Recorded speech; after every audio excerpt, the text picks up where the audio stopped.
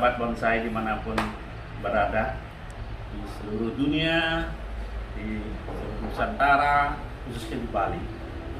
Kali ini saya akan mencoba mereview sebuah pohon bonsai dengan size small, tinggi kurang lebih 23 cm. Ini adalah anting putri dengan gaya informal.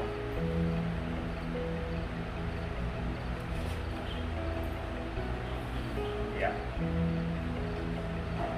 Kalau kita lihat secara umum, pohon ini sudah sangat sempurna dalam artian keberadaan kaki, batang, lengan, cabang, anak cabang, dan ranting sudah mendekati sempurna. Kalau kita persentasekan kesempurnaan pohon ini sudah mencapai 80%, sehingga kurang lagi sedikit adalah untuk memperbesar ranting-ranting yang ada sehingga terkesan pohon ini sangat tua. Walaupun demikian, sekilas pohon ini walaupun dia kecil dengan ukuran small, tapi kalau kita lihat seakan-akan pohon ini berada di kejauhan, nun jauh di sana. Kalau kita lihat, kalau kita pandang, inilah cocok sekali buat kolektor-kolektor, pencinta dan penggemar bonsai yang memiliki lahan sempit. Misalnya Anda berada di BTN atau di rumah-rumah yang halamannya tidak begitu besar untuk mendukung pohon-pohon, ini sangat cocok, pas sekali. Sehingga sambil duduk santai kita bisa memandangi pohon ini, mencermati seakan-akan ini ada di nun kejauhan. Nah, kalau kita sekarang lihat konsep keseluruhan pohon ini antara pot, pohon, kemudian keberadaan cabang-cabang dan rantingnya sudah sangat sempurna. Oleh sebab itu, kita sekarang di sini ada beberapa teman yang kita ajak untuk bincang-bincang. Kenalkan dulu. Perkenalan dulu. Yang ketuk-tuki. Yang kayak Saya harus. sekarang kita akan coba bincang-bincang terkait seputar anting putri. Nah, kenapa anting putri saya pakai sebagai bahan review kali ini? Karena di tahun ini, mungkin dari dulu sudah, anting putri termasuk salah satu bahan atau jenis bonsai yang sangat digemari oleh para kolektor. Kenapa? Karena satu, pohon ini mudah dibentuk untuk berkarakter tua. Mudah, walaupun dia kecil, dia mudah dibentuk untuk berkarakter tua. Beda dengan pohon yang lain. Misalnya ada ficus, ada jenis-jenis serut.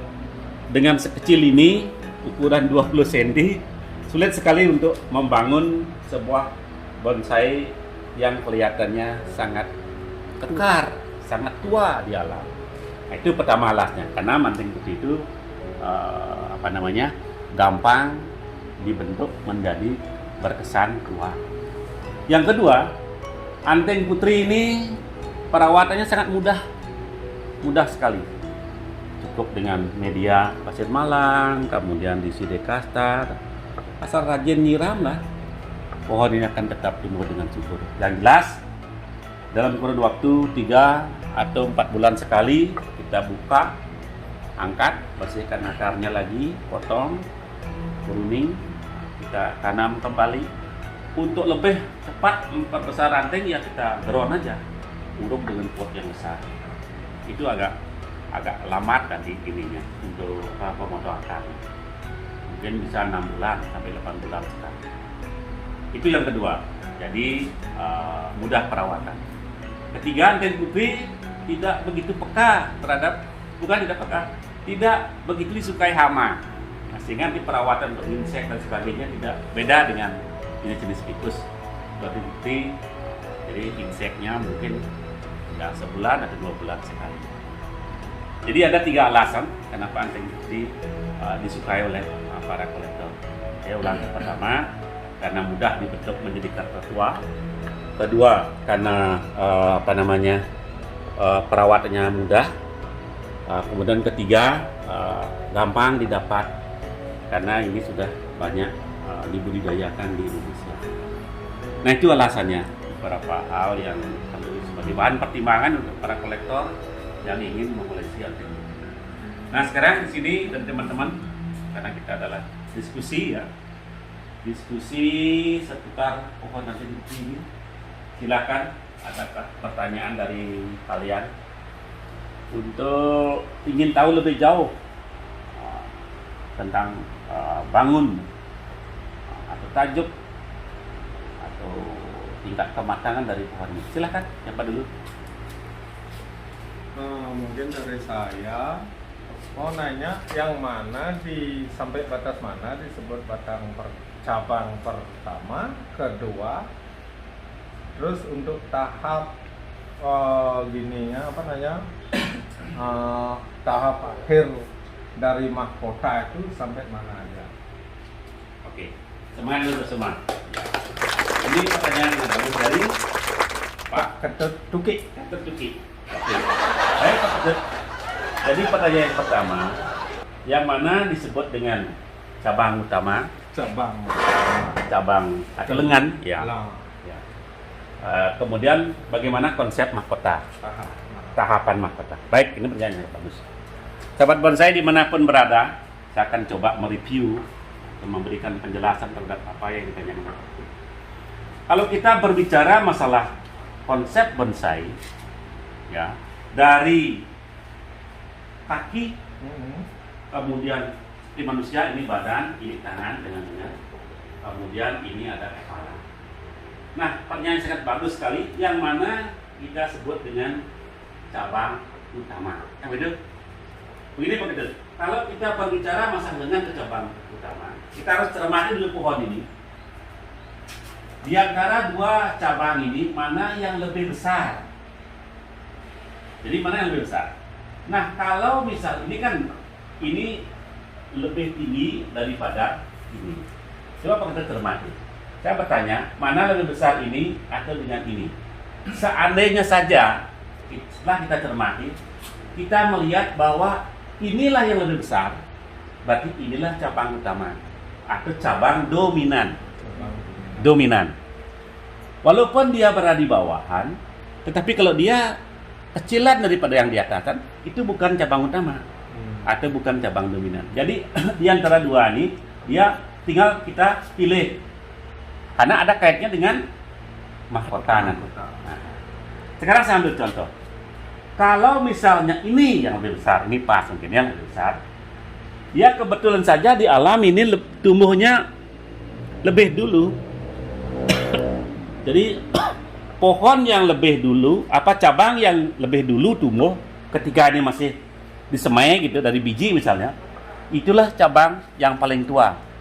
Tapi belum tentu dia cabang dominan. Mungkin dia sakit, mungkin dia ada hambatan sehingga dia jadi kecil, sehingga disalib oleh cabang yang kedua. Nah, walaupun cabang kedua ini berada lebih tinggi daripada cabang pertama, tapi kalau dia lebih besar, sehingga inilah kita sebut cabang dominan. Nah, lalu sekarang bagaimana? Kenapa? Kan pertanyaannya, kenapa kok yang nomor 2 dibilang cabang utama atau cabang dominan? Alasan pertama karena dia lebih besar. Nah, karena kalau di alam, cabang yang lebih besar, mana cabang yang lebih besar, gini, ini, mana cabang yang lebih besar, ya, itu akan dituju oleh mahkota. Nah, sekarang umpama ini yang lebih besar, lihat sekarang perhatikan mahkotanya. Tentu mahkota ini harus diarahkan ke sini. Tapi kalau ini yang lebih besar, kita pakai ini sebagai cabang utama, sehingga mahkotanya kan menuju ke sini, bukan ke sini. Di alam begitu. Yang mana besaran cabang itu, maka mahkota akan menujunya ke sana. Ke sana. Nggak mau dia ke kiri, pasti ke sana. Kenapa dia lebih besar? Kemudian sinarnya lebih banyak di sini, arah sini sinarnya. sehingga yang lebih besar nanti ini dituju oleh itu konsep yang ditanyakan. Oke, bagus sekali ya, buat tangan dulu. Tadi ada 3 gelas, ada kurang? Untuk mencapai mahkota ke cabang yang lebih besar itu pengaruh nggak sama gerak dari pohon tersebut? Oke. Wow. Bagus. Jelas, itu pasti ada pengaruhnya. Kalau kita lihat gerak anatominya, ini kan kita bermain garis. Kalau kita bermain garis, kita harus pakai garis ini. Nah, kemana alur garis ini? Sehingga pada akhirnya garis alur ini adalah arahnya ke sini, ke cabang utama. Nah, kalau dia arahnya ke sini nanti, sehingga dia kan tidak mungkin dia akan begini. Kan gini jadinya, kayak pohon enggak gini. Gini dia jadinya. Padahal ini dia ke sana, tapi batangnya ke sini. Nah, kurang sempurna. Sehingga kita tetap bermain garis sama dengan lukisan sketsanya. Jadi sampai sini, inilah misalnya, ya kan gitu. Jadi ada alur garis yang harus diikuti oleh konsep pohon ini. Betul? Oke? Ingat, main garis itu penting itu ya. Jadi tidak boleh dia bertentangan dengan garisnya. Sedang ini ke sini, tentangan garisnya harus ke sana, nggak bisa. Harus dibangun sesuai dengan garis yang dituju oleh cabang yang dominan. Bukan cabang utama, cabang dominan. Kalau cabang utamanya ini misalnya dia duluan lahirnya, tapi dominannya ini. Kita boleh ada lagi? Oke, silakan. Oke. Pertanyaan dia, sampai seberapa sebuah pohon atau sebuah bonsai itu dikatakan sudah matang? Tangan dulu, ini pertanyaan singkat. Oke, sahabat bonsai dimanapun berada, ada satu pertanyaan. Sejauh mana, seperti apa pohon itu sudah bisa diklasifikasikan bahwa pohon yang matang? Yang bagus. Karena pematangan pohon itu, sebuah bonsai dikatakan matang apabila ada beberapa kriteria yang harus dia penuhi. Yang pertama, kematangan itu ya, ketuaan pohon itu ada terlihat dari batangnya, kita perhatikan ada sisik-sisik itu dulu. Walaupun ini sudah kelihatan tua tapi batangnya masih hijau dan muda, maka belum ada kesan tuanya. Ini kesan ya, bukan matang, kesan tua. Kedua, kita perhatikan secara global dulu. Kalau melihat pohon matang, pertama adalah kita lihat batangnya. Apakah ada glimbing-glimbing ini, ada sisi ini. Ini menandakan pohon itu sudah umurnya puluhan tahun, bahkan ratusan tahun. Kita coba perhatikan pikus atau beringin di Jabapura misalnya, atau di Jabapuri. Tentu blimbing-blimbing ini yang kesan tuanya. Tanpa ini dia tidak akan ada kesan tua. Nah, itu. Jadi dari batang kemudian udah lepas-lepas ada blimbing-blimbing, kemudian didukung oleh blimbingnya menuju alur kaki. Nah, sini ada kakinya udah kriwal-kriwal ini. Nah, itu yang kedua. Jadi pertama ada batang seperti terkesan mengelupas, ada blimbingnya. Kedua, kita perhatikan kakinya juga sudah mulai seperti mencengkeram, jadi melebar ya. Nah, ini ada kaki, kemudian berikutnya ada cabang. Ini menentukan sekali satu ranting. Apakah ranting sudah padat? Kalau belum padat, belum ada kesan tua. Apalagi padat itu didukung dengan gendul-gendulnya nanti, ranting putih mudah dibangun gendul-gendul. Itu konsep untuk memberikan sebuah kesan bahwa bonsai itu terkesan tua. Makanya kalau di Jepang itu orang Jepang, dia biarpun pohon tidak bagus, tapi karakter tuanya sudah 7 generasi, 6 generasi, 3 generasi. Nah, terkesan dari apa? Dari sini pecahan-pecahan batangnya dan ditambah rantingnya gitu. Tapi tetap subur. Kalau tidak subur, nanti juga akan berdampak pada kematian ranting dan kesannya pun sudah pohon tua dan mati nanti. Kalau kita bikin kan biar kesannya tua, tetapi tetap hidup dan subur. Oke, bagus. Ada lagi? Silakan.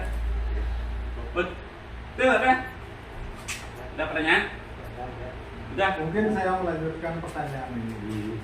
Ketika pohon itu sudah dianggap artinya 80% matang, bagaimana cara perawatan biasanya yang Ya. sangat saya tidak tahu, tidak pernah nonton pun saya belum tahu, media pendukung berapa hari sekali kita perawatan, Ya. cuma itu sih. Oke, bagus. Dengan bagus kan menarik. Ini penting sekali.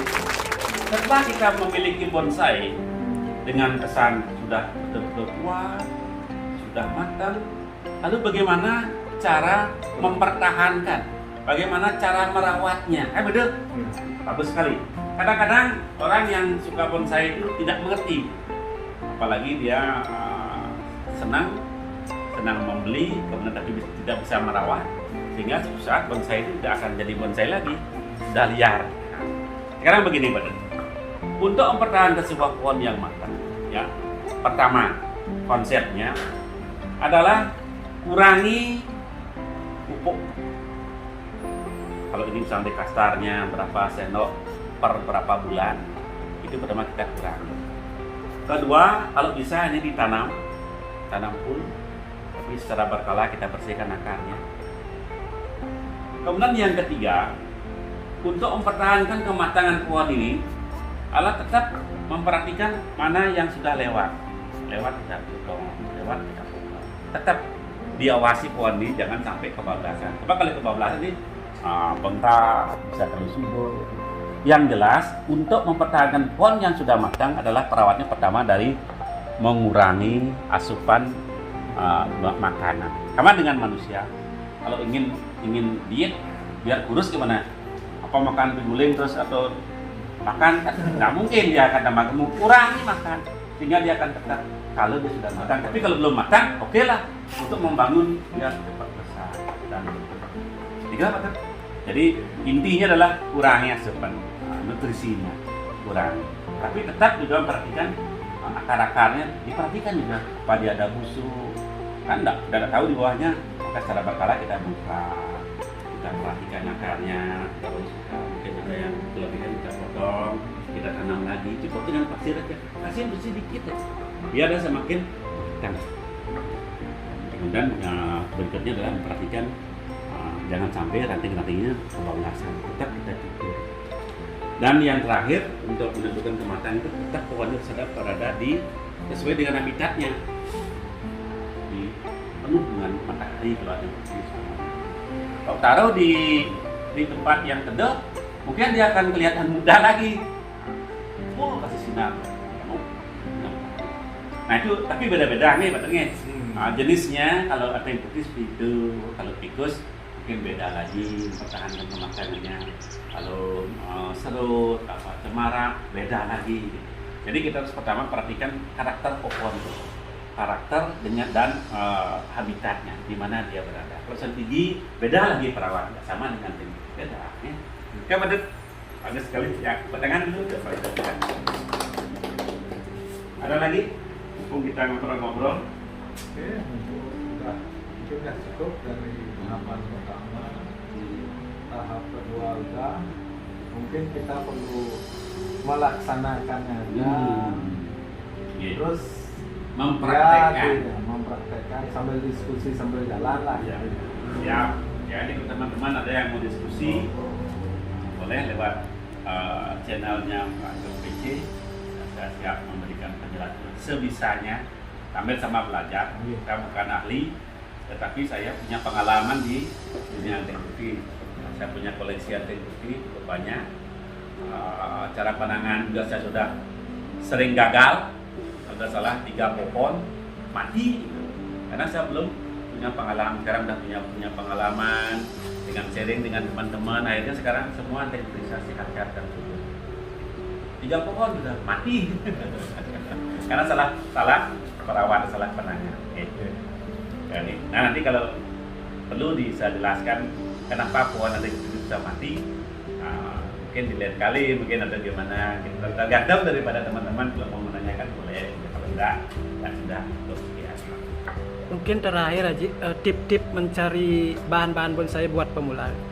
Oke, Pak Agung begini, kalau kita adalah seorang pemula, saya berikan satu tip ya untuk memilih pohon, memilih dulu ya, karena kita pemula kan belum paham sekali dengan konsep-konsep yang saya jelaskan tadi. Untuk seorang pemula, kalau mencari pohon, pertama pastikan pohon yang dicari itu apa size dan gayanya, itu pertama, biar nggak salah pilih nanti. Kalau ini misal informal, pastikan bahwa pohon informalnya begini. Kalau kita bicara aliran kan ada tiga aliran ya. Ada aliran natural, kemudian ada aliran ekspresionisme dan surrealis. Nah ini pelajari itu di literatur ada, di YouTube ada, ya seringlah belajar. Sekarang media belajar bonsai banyak sekali di YouTube, itu sudah wah segudang, itu tinggal ngeklik aja mau belajar bonsai. Untuk pemula nih ya, pertama pastikan size dan konsepnya yang akan dipilih. Itu apakah dia gayanya naturalis, apakah gayanya ekspresionis ataupun surrealis. Nah itu lihatnya di YouTube ada yang mana naturalis, mana. Kalau sudah tahu itu, ya langkah berikutnya adalah memastikan bahwa konsep yang dipilih dengan gaya yang dipilih memenuhi kriteria. Gitu. Kalau kita pilih ekspresionis misalnya, sedangkan pohonnya begini nggak masuk, ini beda. Ini adalah gaya naturalis, ada formal, informal, tegak lurus, tegak balik, itu gaya-gaya naturalis. Kalau ekspresionis sudah mulai dialio. Gitu. Nah, jadi kalau Anda mau suka dengan pohon dengan gaya ekspresionis, atau yang dipilih begini nggak cocok. Atau saya mau surrealis, itu yang aneh-aneh itu nggak cocok, karena namanya kegemaran seorang itu beda-beda. Ada yang suka kayak ini, itu tidak boleh disamakan. Dan jangan saling ya nggak boleh saling pohonnya kayak gitu, itu sukanya gitu, ekspresionis ya sudah, itu suka aja. Balik selera. Ya, sahabat bonsai, terima kasih atas perhatiannya dimanapun Anda berada. Demikian yang bisa saya jelaskan secara sekilas bincang-bincang kita tentang bonsai, khususnya Anteng Putri. Nah, semoga ada manfaatnya ya bagi kita semua, baik itu yang sudah